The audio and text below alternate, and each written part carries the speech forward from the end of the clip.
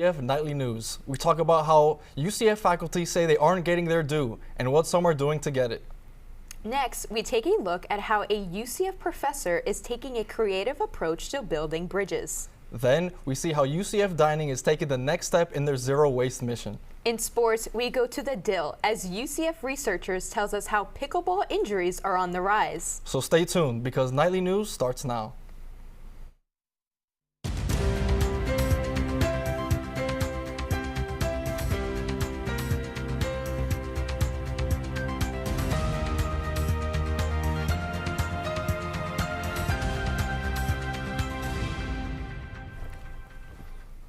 Good afternoon and welcome to Nightly News. I'm Nick Salvat. And I'm Carly Ceglio. Today is Friday, March 29th, 2024. The United Faculty of Florida at UCF is bargaining their contract book for 2024 after receiving a 0% pay raise. Nightly News reporter Madeline Nicholson tells us how faculty are reacting to this notice and fighting for a change. That's why zero is just like an insult. This was the reaction from faculty according to UCF professor Elizabeth Kreitzer, after faculty were told there would be a 0% pay raise as well as no one-time payment for the 2024 school year, according to the provost at UCF. Robert Castanello is the president of the United Faculty at Florida at UCF and says they are questioning where the funding is going. I mean, faculty are angry.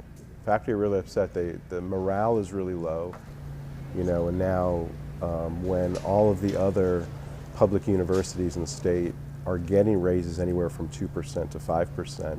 UCF has decided that our labor here is not as valued as the labor at other universities, and they decided to give us no raises. In 2023, UCF faculty received an average 1% pay raise, and for 2024, that went down to 0%. Every year, faculty are able to edit Article 23 of the faculty contract book, which discusses salary and pay raises. This entire week, the United Faculty of Florida at UCF is hosting a tabling event for the UCF community to fill out postcards with the phrase, "A 0% salary raise is not the path to preeminent status." These postcards will be sent to President Cartwright with over 500 messages asking why the faculty is not receiving pay raises. They're mostly explaining it in terms of student success and the goal of becoming a preeminent institution.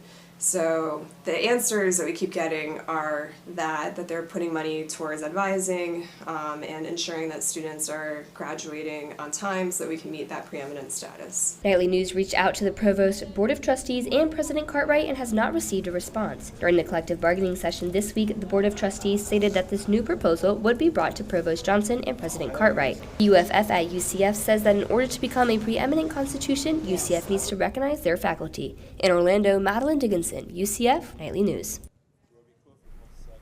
The next collective bargaining session will take place on April 17th. Until then, the UFF at UCF says the community can help by filling out a postcard, which will be available at their table next week. A UCF professor is implementing the use of AI and VR to monitor the safety of bridges and other formations, specifically structural health of the nation's aging buildings. Professor Nikati Katbas has been developing 4 new inventions that use artificial intelligence and virtual reality to improve the structural health monitoring buildings, bridges, roads, and other civil structures. Looking ahead, he expects integration into newer technology and bringing his projects closer to application into real life. Our biggest objective here is to bring it to mainstream bridge engineering and inspection practice. So most of these things are at the research phase, although we are applying these to real structures.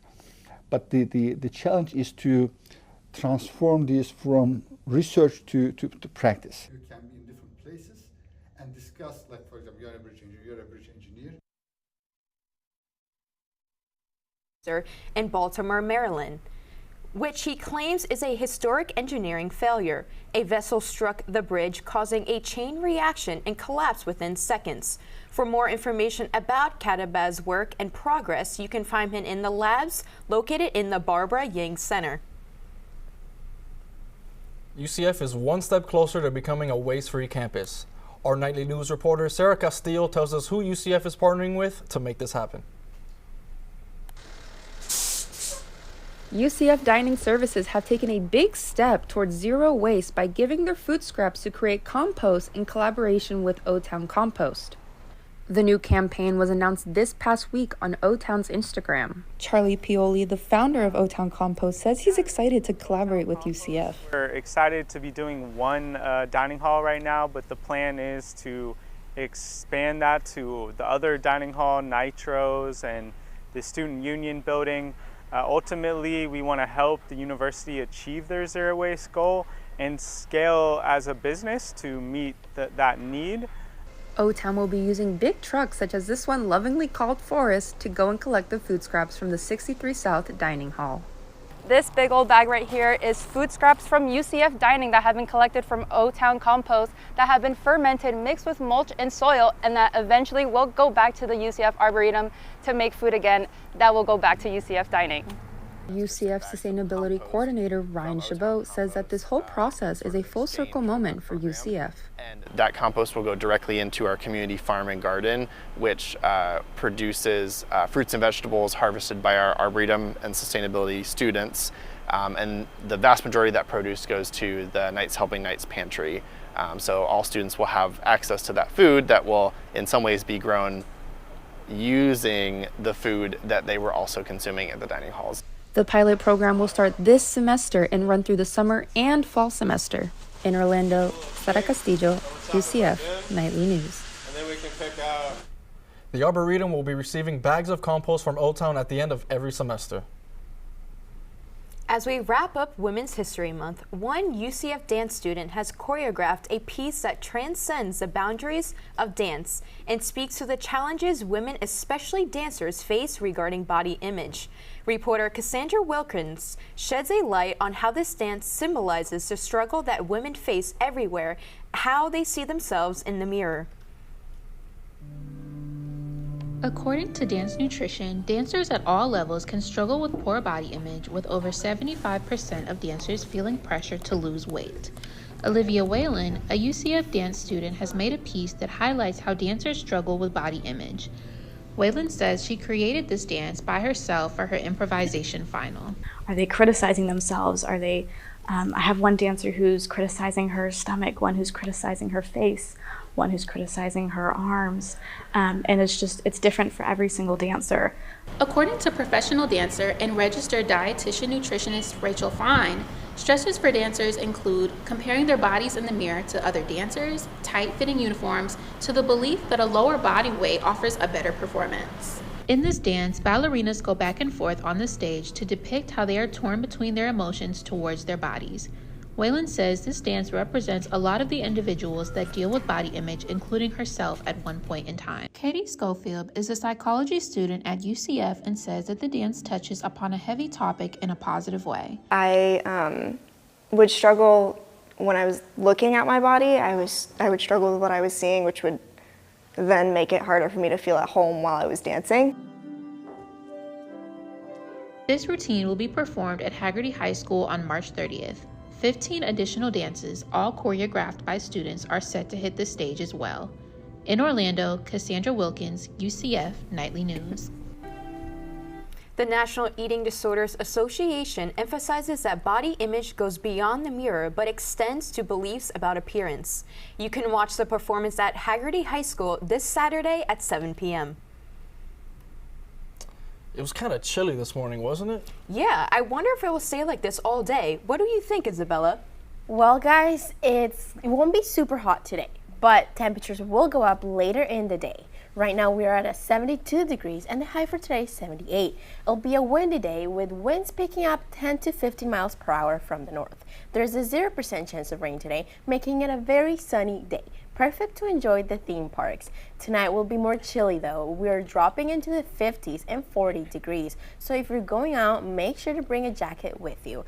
I'll tell you more about how the weather will be looking like this Easter weekend later on.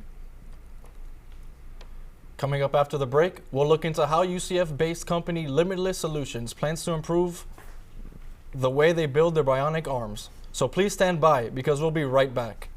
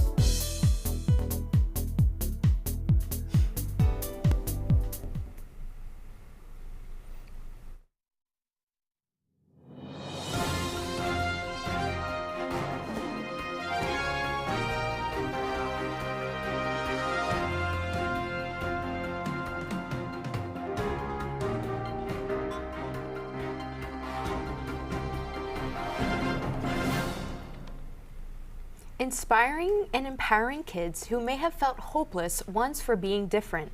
That's the magic of Limitless Solutions. They have been gifting personalized bionic arms to those children who may need them the most since 2014. And now, their newest innovation is using artificial intelligence to help with their creations. Reporter Isabella Benhumeja spoke with the company's first ever bionic kid and tells us how Limitless is changing lives. I kind of asked the question, why can't I have an arm? Why can't I be like the regular kids, you know? But with the help of Limitless Solutions, Alex Brang was able to have an arm, a bionic arm, being the first kid to ever receive one from the nonprofit company.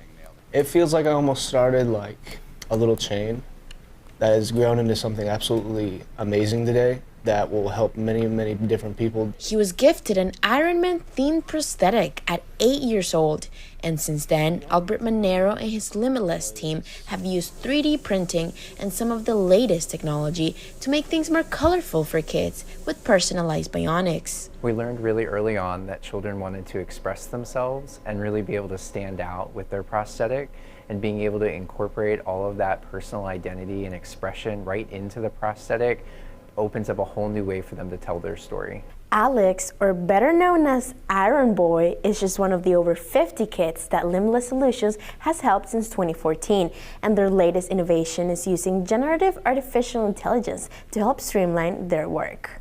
AI is used in their machine learning to help speed up the creation process, and generative AI in order to better paint and design the arms. AI is one of the new tools that we're able to use to be able to help enhance our work. It really helps us with being able to create dialogue points for our designers and hopefully speed up the whole process as we go. 16-year-old Alex is now part of his high school's football team and dreams to major in engineering at UCF, something he never imagined he would do before getting that big push from Limitless. Now me being 16, realizing what I've done, I know that my limits are skyrocketing. In Orlando, Isabella Benjumea, UCF Knightly News. Limitless keeps growing as it's getting help from organizations like Disney, who provided a grant to their program. Their next step is providing prosthetics for adults in the near future. Coming up in just a bit, we're going to check back in with our weather anchor Isabella Benjumea and see what kind of weather we can expect this weekend. And just a bit after that, we'll look at the bigger picture and see how the weather is looking nationwide. So don't go anywhere, because we'll be right back.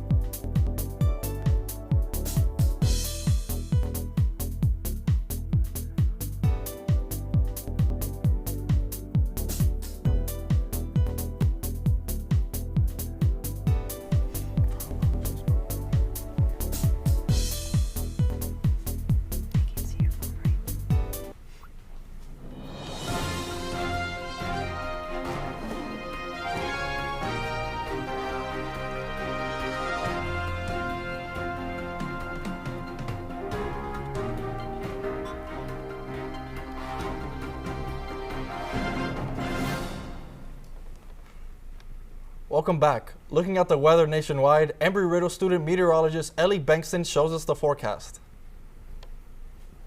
Thanks, guys. Weather this weekend is going to be pretty calm in the central United States. That is not the case for either coastline. Along the west coast, we have a pretty intense atmospheric river that is pulling in tons of moisture from the Pacific Ocean, is going to drop it over the mountain ranges. So you can expect to see some rain and even some snow. Similarly, along the east coast, we're going to have a low pressure system that's bringing rain and even some mixed precipitation to the New England area. That low pressure system is also bringing some high winds, so keep an eye out for that. Throughout the rest of the United States, though, it's looking relatively warm and dry, pretty calm weather going on, so get out and enjoy your Saturday. If you're headed out to the Easter sunrise service, it's going to be kind of chilly in the morning for most of the United States. You might want to bring a jacket, and then the rest of Sunday is going to warm up to enjoy Easter egg hunting. Let's head over to UCF for the Orlando forecast for this weekend. Enjoy your Easter. Nick, do you think I'll be able to work on this tan this weekend? I sure hope so. I could really use one myself. You can. Let's check in with weather anchor Isabela Benjumea to see if it will. Well, guys, I wouldn't say it's exactly a tanning day, but it will be very sunny today in Orlando and in the rest of the state. Our high for Tallahassee is going to be 75 degrees. Then Jacksonville is going to be the chilliest city today in the whole state with 70 degrees. Then Orlando and Miami, we're going to be at a high 78 degrees. Really warm for you guys to go outdoors. Then in Tampa, they're winning with the heat. They're going to be at 81 degrees today. Now let's take a look at our lows. For the lows, the whole state is going to be in the 50s and in the 40s, except for Miami at 68 degrees. But Tallahassee, they're going to be pretty chilly up there with 46 degrees for their lows. Jacksonville is going to be 50, Tampa 57, and Orlando 55. Now let's see how the 5-day forecast is going to look like this week. We're going to have a very warm week this Saturday. Our high is 82 degrees and our low is 60. Then on Sunday, you'll be able to enjoy a sunny Easter day with a high of 84 degrees and a low of 61. Perfect for the kids to go out there and pick up Easter eggs. Then Monday and Tuesday, they'll be the warmest days of the week with 87 and 89 degrees. And Wednesday, it's going to rain, so plan accordingly. That's all the time I have for you guys right now. Back to you guys, Nick and Carly. Thanks for that weather forecast, Isa. But now coming up after the break, it's sports time as we talk about how UCF baseball is celebrating its seniors. Then we'll see what helped Orlando get recognized as a #1 sports business city. So stick around because Nightly News will be right back.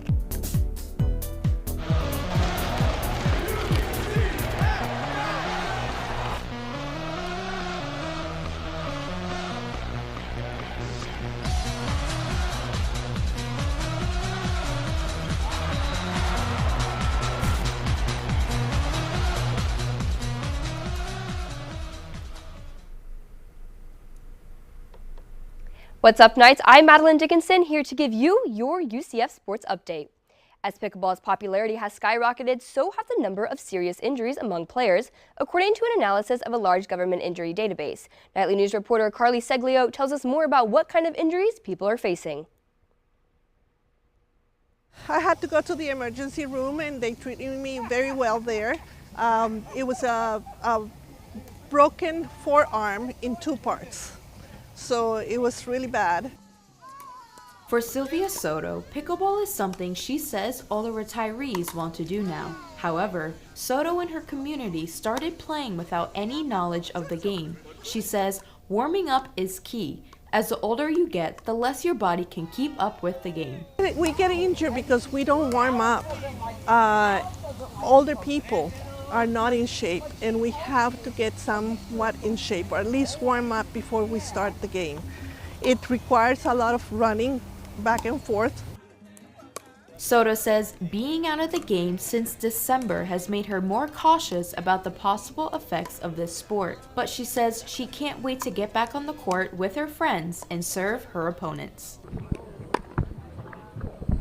According to lead researcher and medical student, Soto's injuries aren't out of the norm. Arm fractures are on the rise for all ages.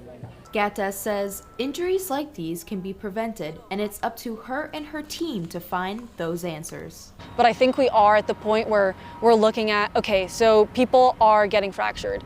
Let's run some studies and see, like, if we put a brace on them, if we do some balance tests on them. So I think we're starting to get ideas as to what could possibly prevent them. According to USA Pickleball, the number of people on the DIL have been on the rise, with the number of players doubling in 3 years.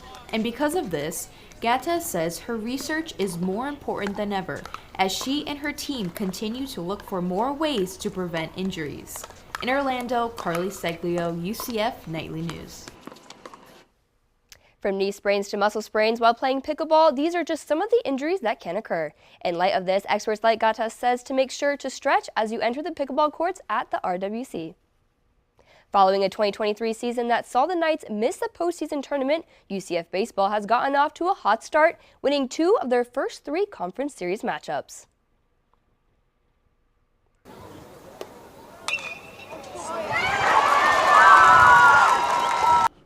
Led by Coach Rich Wallace, the Knights have one of the oldest rosters in the Big 12, with 15 seniors on the team.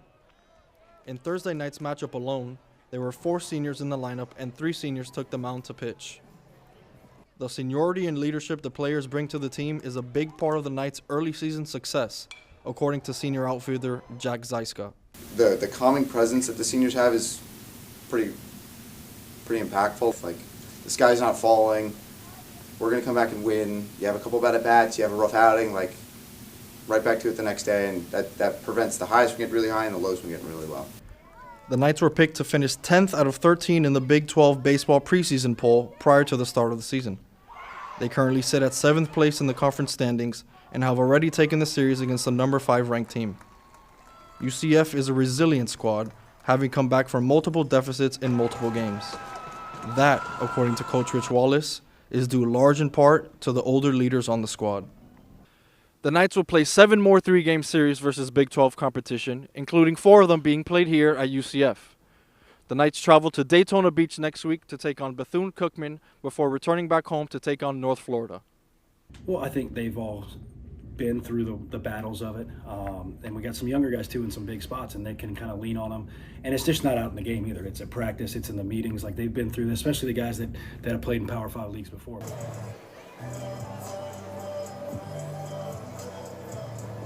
UCF players encourage Knight fans to go out and support the team as they enter the second half of their season and continue Big 12 play.